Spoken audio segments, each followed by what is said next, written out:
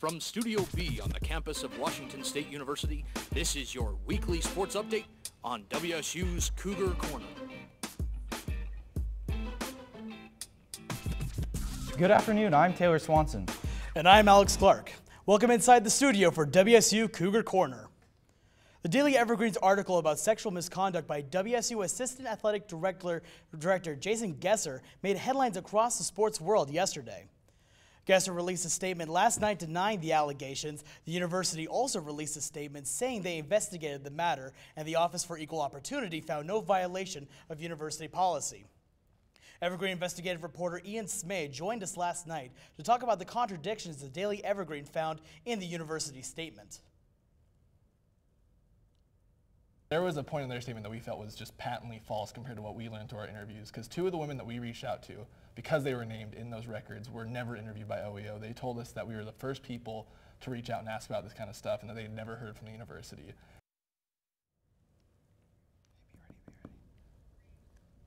Gesser voiced his disappointment that all these audits became public, affecting people's lives who he says don't deserve public scrutiny.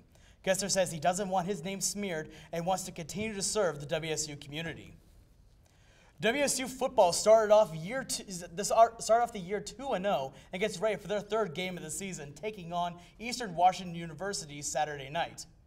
Eastern Washington took the last matchup between the two in an upset victory led by Cooper Kupp for the Eagles 45-42. Graduate transfer quarterback Gardner Minshew led the Cougar offense over San Jose State last week in Martin Stadium by a score of 31-0. For Eastern Washington, they come into the game undefeated as well with a record of 2-0. With the arrival of Hurricane Florence in North Carolina, several games will need rescheduling according to CBS News. The natural disaster can impact 18 football games and 15 baseball games. The storm could become the most catastrophic hurricane to hit the area in decades. North Carolina Governor Roy Cooper urges people to evacuate, says not to bet your life on writing this one out. A family atmosphere, safe environment, and strong academics continue as a selling point in Washington State football recruiting. This season, only 24 players on the WSU roster played their high school football in Washington, down 13 from last year and potentially one of the lowest in program history.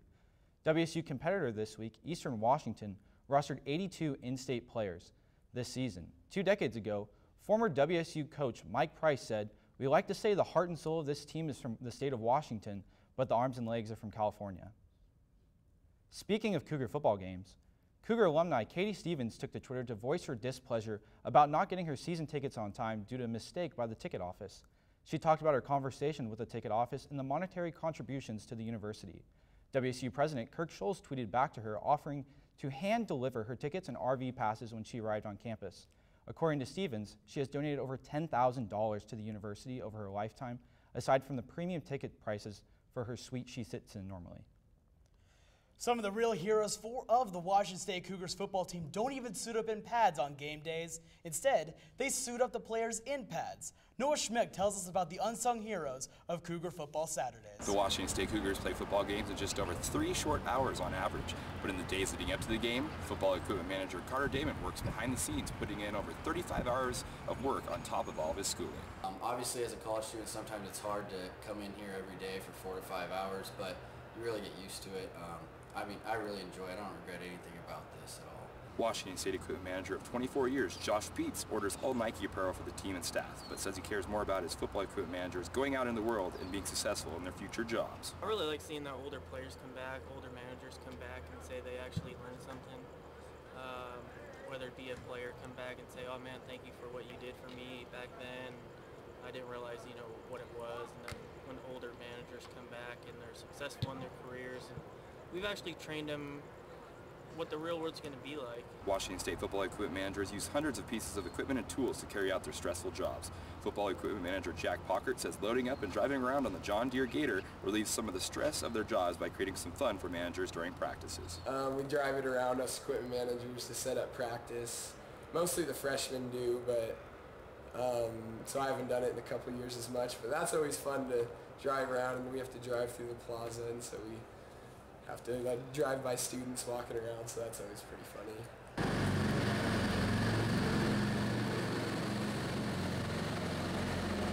without the 13 football equipment managers seen in the Cougar football complex and down on the field, who knows how long those short 3-hour football games would take. Noah Schmick, Murrow News 8. When we come back, a look at Pac-12 rankings. And an update on the volleyball team currently playing in the Western Kentucky University tournament. Stay with us. Can you help me with this? My new dad teaches me all kinds of stuff.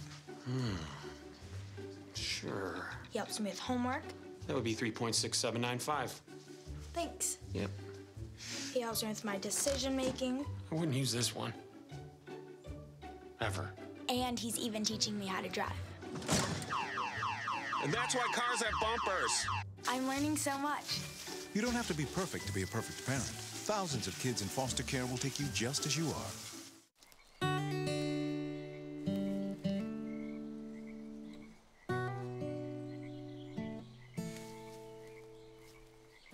When you're out there, there's no telling what you'll find.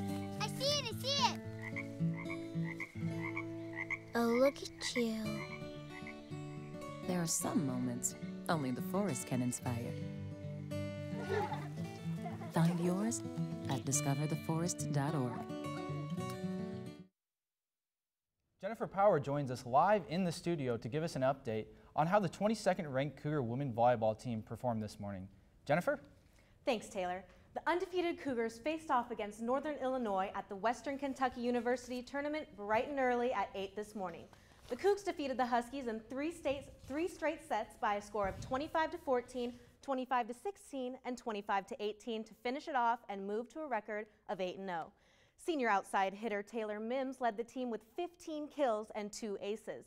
Junior libero Alexis Deerage had 7 digs and continues to lead the Pac-12 in digs per set standings.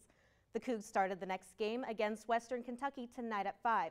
Tune into this game online at WKU Sports TV. You can find the link on WSUCougars.com under Volleyball and Schedule. The Washington State Cougars women's soccer team remains undefeated with a 3-0 victory over University of Idaho on Thursday. The Cougs improved their record to 5-0 on the season and 12-1 all-time against the Vandals. However, the victory came at a cost. WSU goalkeeper Ella Diederich suffered an injury in a collision with an Idaho player. Diederich lapsed after another collision, and trainers had to help her off the field. The All-Pac-12 goalkeeper's status remains unknown. Leading 1-0 at halftime, the Cougars scored 2 additional goals in the second half to seal the victory. WSU women's golf began their season in their first tournament on Tuesday at the Branch Law Invitational in New Mexico. Junior Marie Lund Hansen finished tied for 19th following her final round. Lund Hansen led the Cougars in the opening tournament. Number 15, Kent State, took home the tournament title, finishing with an overall score of 868, while the Cougars finished in 12th with a score of 886. The Cougs hit the course again September 24th and 25th in Coeur d'Alene for the CDA Resort Collegiate Invitational hosted by Gonzaga. As we get ready to start the weekend, we take a look at all fall sports Pac-12 standings. Both women's volleyball and women's soccer remain undefeated as they move up in the Pac-12 standings. WSU volleyball sits at the top of the Pac-12 with a 7-0 record and the only undefeated team in the conference.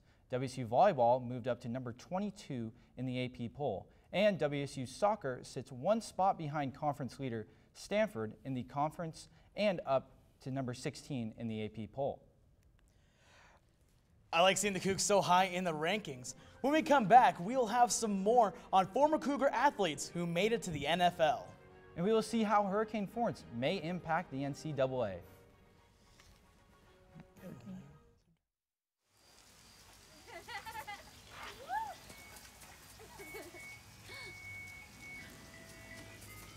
Mom, can we get some ice cream? Please, Mom, please. No, we're having dinner soon. Please.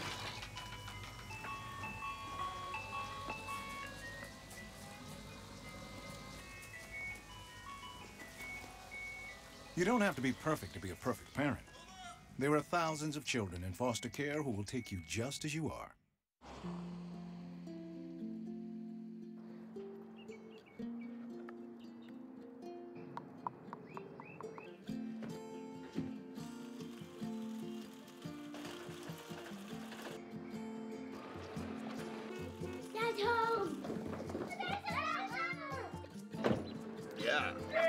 The smallest moments can have the biggest impact on a child's life. Take time to be a dad today. The dreams of some former Cougar football players came true last weekend, but for others, more hard work will need to happen.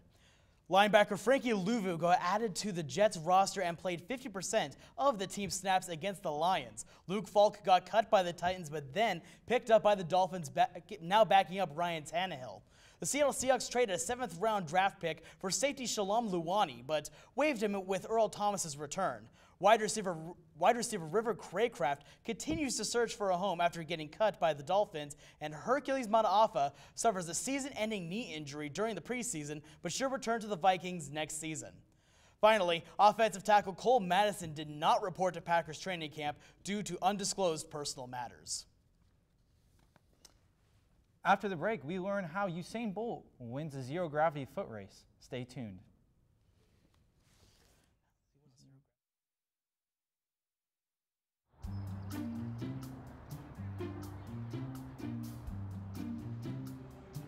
Don't worry, the 74 people were picked before me in the NFL draft. To fight childhood obesity, United Way and the NFL are helping kids play at least 60 minutes a day. Okay, time for the team obstacle course. Yay! What this place needs is more healthy kids. To get involved or donate, go to unitedway.org/play60. Now I get it. No more pencils, no more books. No more teachers, dirty looks. School's out for summer. What this place needed was better graduation rates. So we worked with schools like Henry Ford High, and now they're up 18%. To help us do more good this year, go to unitedway.org, because great things happen when we live united. If you don't know, Usain Bolt of Jamaica currently holds the title of the fastest man in the world. Amazingly, it turns out that he still holds that true in zero gravity. While not as graceful as on the track, Bolt's athleticism still showed through when he won this foot race on board an Airbus zero-G plane that simulates space travel. Man, that is one fast individual, man. I don't even understand how he can be that fast. Yeah. Well, that's all we have for you in this edition of WSU Cougar Corner. Join us every Friday night, and don't forget to follow us on Facebook and Twitter. Go Cougs!